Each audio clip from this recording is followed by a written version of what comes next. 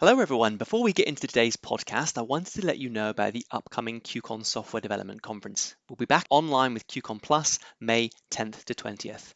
Join the world's most innovative senior software engineers across multiple domains online as they share their real-world implementation of emerging trends and practices. You can learn more about the events at qconferences.com, and we hope to see you there. Hello and welcome to the InfoQ podcast. I'm Daniel Bryant, News Manager here at InfoQ and Product Architect at DataWire, and I recently had the pleasure of sitting down with Anna Medina, Senior Chaos Engineer at Gremlin. Anna has been running a series of online workshops focused on chaos engineering for quite some time now, and she is a frequent contributor to online discussions about how to run game days and resilience fire drills within organizations. I was keen to hear about her recent learnings in this space and also understand how she's adapted the training in relation to the global pandemic and everyone being distributed and often working at home or not in their office. I've also seen that Anna and the Gremlin team have recently been discussing the need to understand and verify the current health of the system before running chaos experiments, and so I was keen to dive into this topic in more depth and understand both the technical and the social aspects to this. Hello Anna, and welcome to the InfoQ podcast. Thanks for joining me today. Thank you for having me, Daniel. I'm very excited to be here today. Awesome. I think the last time you and I caught up was in New York last year. Casey Rosenthal put together Chaos Community Days. I think a lot has happened in the domain of chaos engineering since that date. I know you've been lots of exciting stuff in Gremlin. So what's been happening in the last year or so? What exciting stuff have you been working on? Yeah, I think it's definitely been a really long time since we last spoke. So very excited to be catching up today. We've been working on a lot. I mean, me, myself, I've been diving down into doing more cloud native chaos engineering, focusing on Kubernetes. I gave a keynote at QCon talking about some of the most common failures around Kubernetes, which that was something that I didn't really have in my goals. So doing it felt like a huge accomplishment. And apart from that, been working on trying to advance training for chaos engineering. So I've been putting together a lot of on-hands practices for folks to learn the fundamentals of chaos engineering, for them to actually start implementing these practices in their organizations, and for them to be interactive. And of course, as a pandemic kind of took over, that became something that I focused on very much. And at Gremlin, we've kind of been focusing on closing the feedback loop of chaos engineering for folks to have a little bit more understanding of what their chaos engineering experiments are meaning within the platform. And one of the other main things that we had also just recently launched is something known as status checks, health checks, a way to actually kind of take the temperature of your system prior to injecting that failure. So it's very much that safe guardrail that a lot of our enterprise customers, specifically the finance, Fortune 500, those were the ones that really needed that safe guardrail for their team to start automation and production and such. Very interesting, Anna. Something I want to pick up on there. You mentioned about sort of taking the temperature. That sounds super interesting. So is that like a dynamic thing, or is it like a one-off, my system is ready for chaos engineering, or is it a continual thing you'd be running? So right now, the way that we have status checks laid out is that you create a scenario, and a scenario is various different steps within a chaos engineering experiment. So we're seeing that folks are starting out by taking that temperature check of their system. Are there any incidents running? How is the service level metric doing? And another one, it could be very much, is my website up? Is there checking a calendar?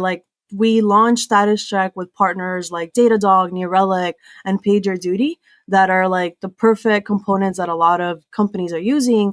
But we also allow for any API endpoint to actually be added, so you can create your own. So it could actually be you check your own calendar. Is there a game day going on that we shouldn't be running more experiments on? But I think for the purpose of production, where you're just really not trying to cause more harm into your system, and it goes into that big picture of chaos engineering. It's always thoughtful. It's always planned. You want to make sure that you're not going to cause a larger outage. You're not going to page someone when they're already dealing with another incident. So having those extra guardrails is really important. So we have it laid out that you add a status check, and then you can continue adding attacks, and they can be different types of a resource attack, a network attack, and such. and then you can do another status check. So you can literally be launching status checks and attacks right next to each other. And maybe down the line, there will be some continuous status check that would allow for you to know how like your system is actually doing throughout the entire chaos engineering experiment. So is it more of a ops thing, more of an SRE thing, more of a developer thing? Who would be involved, I guess, in defining the health checks, status checks? I think we have that conversation of like shifting left where we want those devs to be aware of what is really important for them to not cause more harm into their systems. So if devs have access to this tool, we hope that they're also setting up status checks, but we also have seen a lot where the SRE teams are actually the ones that are owning chaos engineering, implementing those practices and building up the dev teams. So as they're already putting the experiments themselves into the platform, they're teaching the rest of their team that this is actually something that they can use. So I think a lot of it is kind of how it's adopted at that organization. Yeah, very nice, very nice. And I'm guessing this goes hand in hand with some of the more organizational factors as well. Sort of the status checks almost gets you to think about what should I be watching and what should I be alert for, not only at like a technical level, but also something you said, which is quite nice there is, look at a calendar maybe. Maybe there's like a really important day today, or maybe there's a game day running already. So is it quite a nice tool, these status checks, for getting folks to think about what's good and bad? Yeah, we know that these are complex systems. There's so many different things that are changing from like not only like the code we're deploying to them, but our users and like current news. Like there's a pandemic going out and you have a retail store and all the stores are shutting down. You won't necessarily have at the top on mind in that moment unless like your ops SRE that there's going to be a heavy load on your site, like more than usual. So by having like those contexts that are missing from a lot of those mental models, having the tools kind of help you figure them out, it's just like that extra guardrail that you need, that crutch that you didn't know that you needed so that you actually don't end up stumbling down the line. Yeah, very nice, Adam, very nice. You mentioned a few times about the pandemic. Unfortunately, we've all got to deal with the strange times we're living in now. I was keen to get your insight onto how this has impacted folks dealing with failures because, many companies I've worked at, the disaster recovery was all assuming we were going to be on site. If stuff happened, we'd all kind of rush towards. We'd obviously maybe get on a conference call first off, but then we'd all, there'd be physically folks in the data center, for example. How do you think the pandemic has affected people's ability to deal with the inevitable failures that happen in IT? I think it made a clear definition of those folks that like were ready to handle high traffic and had actually been preparing for it, had an experienced team, had a resilient infrastructure. And then we had those that didn't really prioritize reliability, resilience within their organizations that they end up kind of stumbling a bit. And with that, it's very much of like, for some organizations, they were starting to prepare for their peak traffics that were about to come. So the pandemic just kind of started verifying at a nice, like slow rate curve that things were working really well. And then of course, as like things continue being shut down, they start seeing a higher load of traffic and they're able to handle it well. And then now when their high traffics are about to be here, it's like they feel really comfortable. But I think you mentioned that like really strong point where like all of our teams are distributed. And maybe if we were working on site, like we were already at the data center, so we were easily able to go there. If the data center caught on fire, it wasn't that hard to be like, okay, we're going to drive to the data center as a team. We'll figure it out. Like now you have other things to think about if you actually need to troubleshoot something like that. But with that, we have everyone completely distributed and like Gremlin has been remote first culture. So we didn't really have an issue transitioning when the pandemic hit, which was actually really interesting because I see friends freaking out and I'm like, this is just a regular day for me, except I actually don't have an office to go to. I'm like, for sure, staying home. I'm not going on to the airport. I'm not in a different city. Like, I'm just home for a really long time. But for those folks that their teams have never been distributed, like, you have to start building that trust. You have to start building those relationships with those folks, like whether it's the devs and the ops folks, whether it's the SRE team, like actually engaging more with the dev teams. We see that those things were still silos to an extent. So having that extra communication has been helpful. But one of the things that I've like touched upon with a lot of our prospects and customers is very much that chaos engineering kind of like actually helps you build those relationships, allows you to do fire drills to prepare for incidents that could happen, and for you to actually go through your run books, make sure that everyone has access to the right tooling, and maybe even understanding that everyone's going to be working different times because of parenting duties or doctor's appointments and things like that. So you start realizing that things are happening more ad hoc, and you need to enable your individual contributors in every single team to be successful on their own, and at the same time have the right path of escalation or the right path to continue doing their searching for more tooling, more observability, or anything that's needed.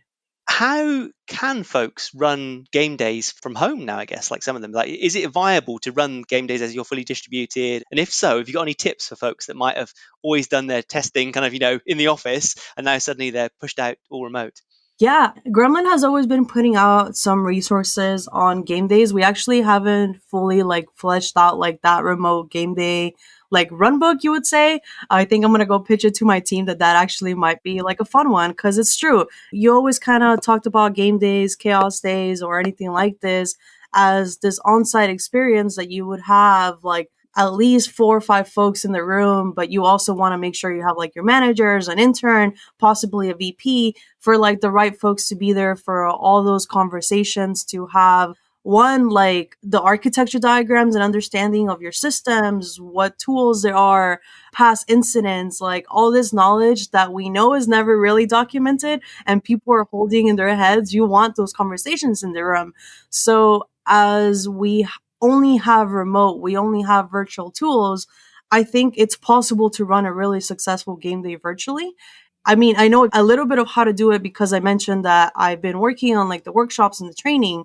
So there are a lot of collaboration tools. And like one of the things that could kind of be done is like setting up a Zoom call, having like a Google Doc or like a collaboration that would actually lay out what is going to happen that game day. And maybe you actually break it up into different like meetings where you have your pre-planning process, and then you actually have like that call right before just to make sure everyone's on track. And then when the day of the game day actually comes, everyone's already on the same page. Whether you have only dedicated 1 hour, you have dedicated 4 hours to run some possible chaos engineering experiments, you have already laid out all the foundational work that sometimes it's easier to do in person because you're not talking over one another. So it's like you've already broken that off from the main event. So you've like really prepared well for it.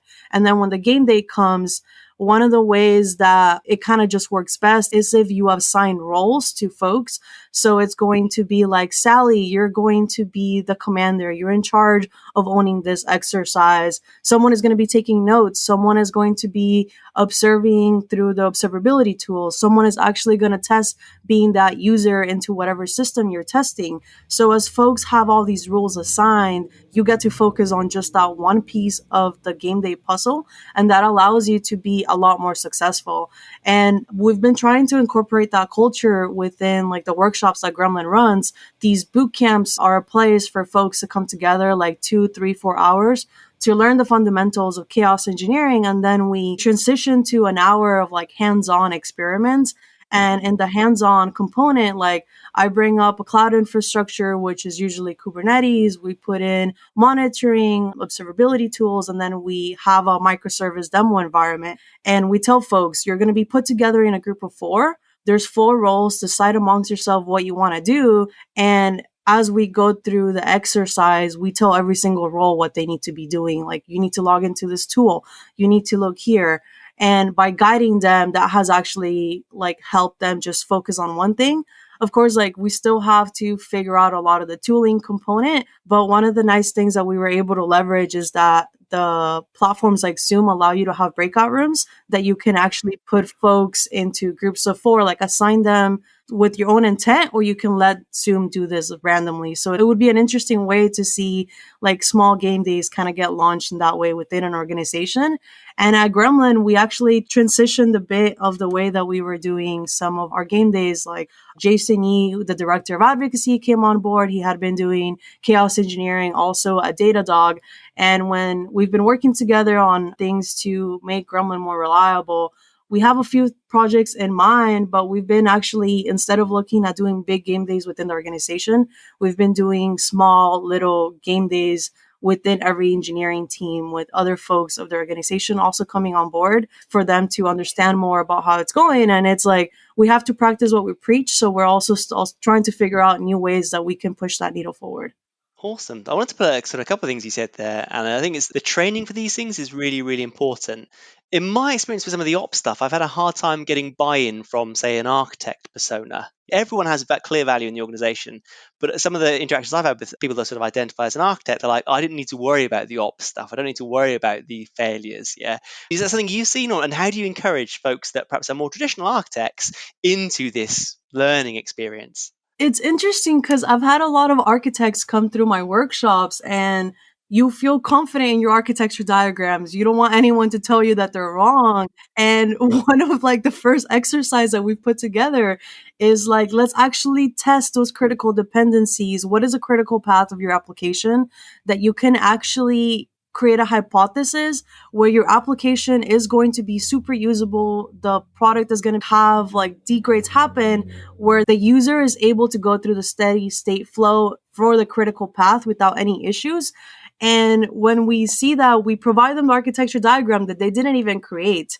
And they feel super comfortable because it's like, that's an architecture diagram. I trust it. I believe it. And then we're like, let's go actually test what those critical dependencies are. You look at it, you think that if the ad service goes down or like your caching layer goes down, your application is going to be okay. And when you inject that failure in order to block the traffic of that service, of that container, and you see your entire application completely break, it's like, oh, that architecture diagram may have not been accurate in this moment. So that is one way to kind of like put it in front of their face. Like, let's run this in a controlled way and actually show you that there might be some things that your mental model of your work is really not what's actually happening in real life. And with that, like for ops and SRE, it's like there's various layers to it where you automatically think that after you set up your dashboards or your monitoring observability, everything is going to work. And by buying this tooling without doing any training or setting up, you're still like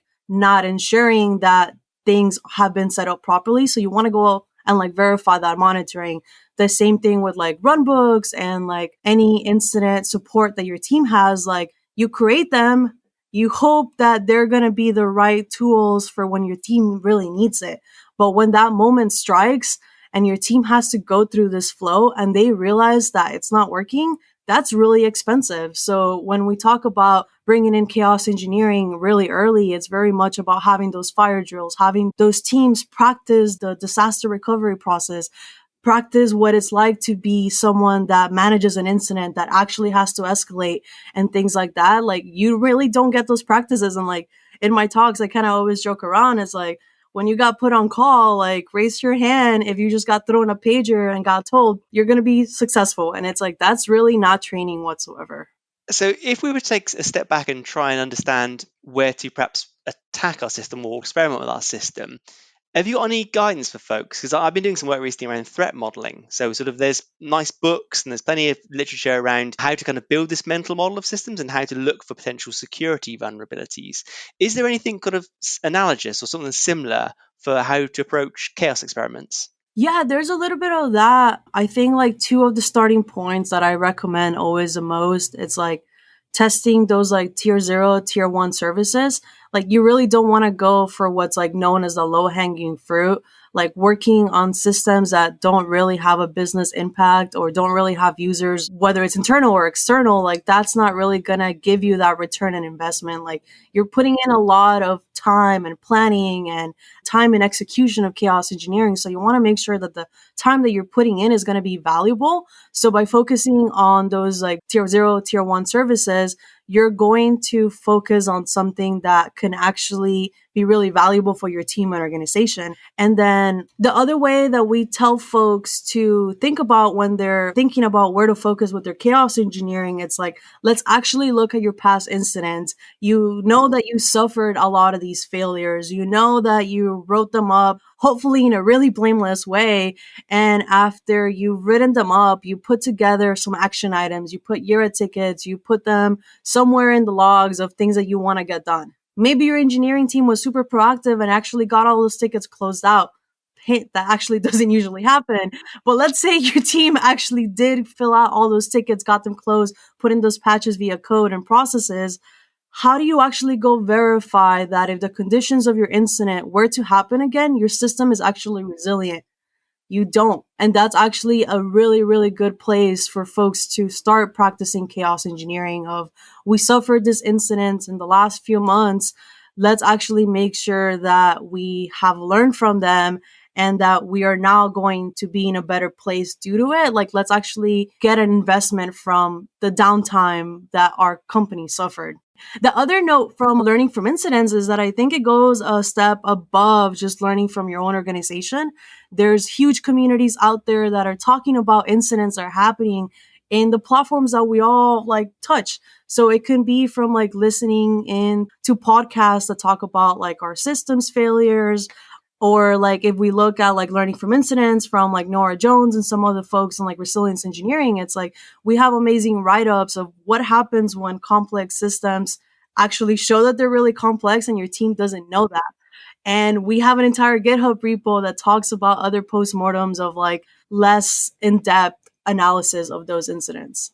Yes, I chatted to Nora a few weeks ago on the podcast, and she was very much emphasizing that we're dealing with socio-technical systems. And she was also discussing the differences and similarities between chaos engineering and resilience engineering. And when that note is very much of like chaos engineering is just a subset of resilience engineering in a way, where you still are focusing on making these complex systems really, really resilient. But chaos engineering currently just focuses on the software space. But within the software space, you focus on the people, the processes, the code that's there, the infrastructure. So we only focus in technology in a way as of right now. And with resilience engineering, we have this entire field that's not just software. We talk about the medical field, we talk about aviation. So it goes a little bit above that. Yeah, that's nice. I think it's something that I've definitely seen in my career, and guilty as charged for sure. We don't always learn from other fields, and there's actually many other interesting sources of information out there, I guess. Yeah. Yeah, definitely. I think is where we talk about like in our world where there's silos within our teams in the organization. And when we look at that industry, it's very much of like there's silos of how to build reliability, how to actually build resilient folks, how to actually make sure that you're training folks properly. Like I know that the conversations that kind of always come about are like aviation and pilots and the amount of training that they actually have to go through from like testing to staying up to date. But when we talk about software engineering, we rarely do even like a fraction of the training that these folks do. And like to an extent, like our technology can hurt as many people as a crash of one of these like flying devices can. So the fact that like we haven't built this conscious effort in software engineering for every single engineer that wants to become an engineer, is an engineer, whether it's ops or SRE as well, like to be conscious that the technology is going to fail and that can actually harm people, whether it's deaths or the fact of like really critical systems that are needed. We still need to make a little bit more progress in the industry for that. I think that's very well said. And I remember when I was at college or university, I did have an ethics course, but it was very much on not copying other people's work, right? Not actually the impact that my system can have on other people. So I think perhaps that's something I should feed back in and say, hey, we need to change this ethics course. Yeah. Well, and I mean, I think even on ethics, like the entire technology industry just needs to sit down and like learn ethics for a year. And we have like various complexities on that from the parts of the folks that have actually built those systems and like maybe the injustices that have gotten built in, whether it's like racism or just like class separations and things like that. So I think for ethics alone, like that is just like an entire other conversation that I really hope that as we're seeing things go, like the software industry is going to wake up and realize that we need to have more diversity in the folks that are building those systems, whether it's code or putting processes and bringing innovation in, but also the policies that are tied to that to make sure that like human rights are protected and every single individual is not getting unfair treatment due to the technology that they're using. Yeah, the whole world is a complex system. I think as engineers, we like to make it simple sometimes, but you've always got to look at the externalities, right? The impact, because we can all do incredible things as engineers, but I'm starting to realize my responsibility now of thinking exactly what you said, thinking some of these things through. It's really important to do that. Yeah. I think like that big picture model of like how our software actually affects folks, a lot of folks don't have that. So, changing gears a little bit, I was keen to get your insight into how far out organizations and teams should start planning when we want to ensure or verify, I guess, that our systems are resilient for an important date, something like a Cyber Monday or a summer sale.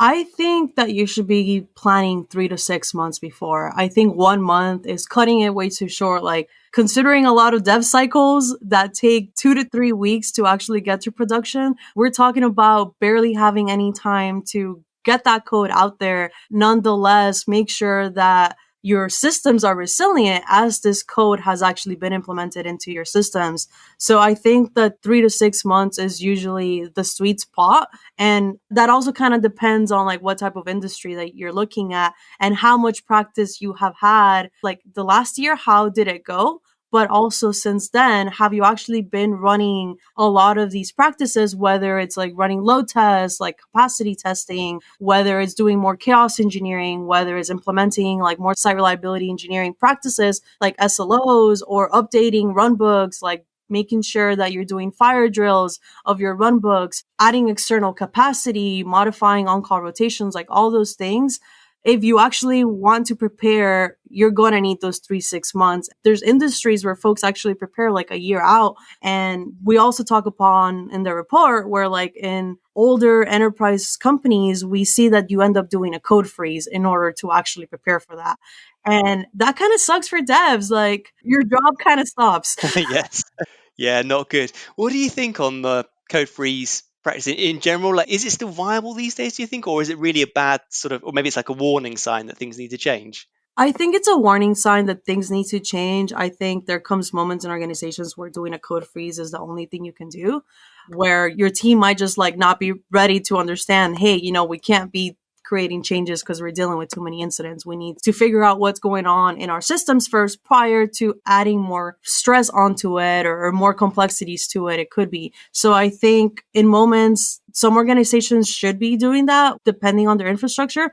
But for the most part, we see that a lot of the more modern organizations are using DevOps technologies, that they're using like site reliability engineering practices. Those folks are able to move at a faster rate in like shipping code, iterating. And of course, that also means that things actually might be breaking more, but maybe because their teams are trained up, they know how to handle those incidents a little bit better. So you mentioned about your workshops and training courses. Are you planning on running them at any online community events coming up soon? Yes. So I run training courses every single month. If you go over to gremlin.com bootcamps, you'll find an entire landing page about the workshop offering that Gremlin has. These are free courses where you can come and learn about chaos engineering. So we rolled out the 101 that is the fundamentals of chaos engineering. You still get to get hands-on learning. And then we're rolling out right now the 201 of chaos engineering, where it's about the automation of chaos engineering and doing continuous chaos engineering in order to make sure that you're not drifting into failure. So that's something that's going to be coming up in the next few months. And as far as conferences goes, we're putting together Chaos Conf again. So this is going to be the third year that Chaos Conf comes about. And it's going to be a virtual conference. Like there's no choice on that front. So on October 6th, 7th, and 8th, we're going to be having this large chaos engineering community for folks to actually come and talk about different things that pertain to chaos engineering. So we've broken it out that the 3 days have different tracks. On day one, we're going to talk about reliability comes with practice. Day two, it's all about like completing that DevOps loop. And then on day three, we're talking about the data-driven culture of reliability. So the CFP is actually open. So if any of these themes actually catch your attention, we have the CFP open until August 14. So please go ahead and apply, submit anything that you might be munching on. And if you have any questions, like you can always reach out to the Gremlin team to give any feedback on some ideas that you might be having. And we already have registration open. So if you head on over to chaosconf.io, you'll not only get the CFP link, you can also register and you get to learn that we have two amazing keynote speakers coming in. If folks want to get in contact with you, where's the best place? Are you on Twitter or LinkedIn, or where's the best place to follow you? Yeah, you can actually find me on all social media. I have that pretty open to the industry, so I would prefer if you contact me via Twitter. My handle is Anna_M_Medina. That's probably the best place. And then if you also want to reach out, LinkedIn works really well. Nice. Well, thanks for your time, Stan. I really appreciate it. No, thank you very much for having me. And as well, thanks for this amazing conversation.